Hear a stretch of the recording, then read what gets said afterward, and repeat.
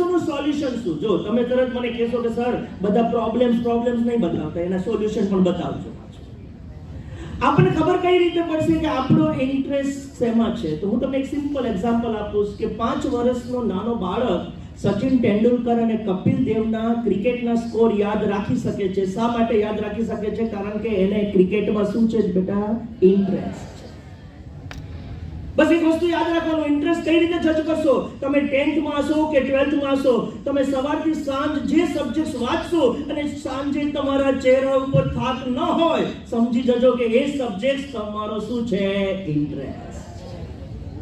Possible છે કે સબ્જેક્ટ્સની અંદર માર્ક્સ તમને નહીં મળ્યા હોય, પરંતુ તમને ઇન્ટરેસ્ટ હશે તો તમારા ચહેરા ઉપર થાક નહીં લાગે. તમે કોઈ પણ ગેમ રમીને આવો ને તો તમારું શરીર થાકી ગયું છે, પણ તમારું માઇન્ડ થાકેલું નથી હોતું, કારણ કે એમાં તમારો શું છે? ઇન્ટરેસ્ટ. વિદ્યાર્થી મિત્રો, જે દિવસે તમે તમારો ઇન્ટરેસ્ટ આઈડેન્ટિફાઈ કરી લીધો લાઈફમાં, તમારું ડાયરેક્શન પકડાઈ જશે. હું તમને એક સિમ્પલ વસ્તુ કહીશ. એક જાપાનીઝ બુક છે ઇકીગાઈ કરીને, એનો મીનિંગ થાય છે પર્પઝ ઓફ ધ લાઈફ.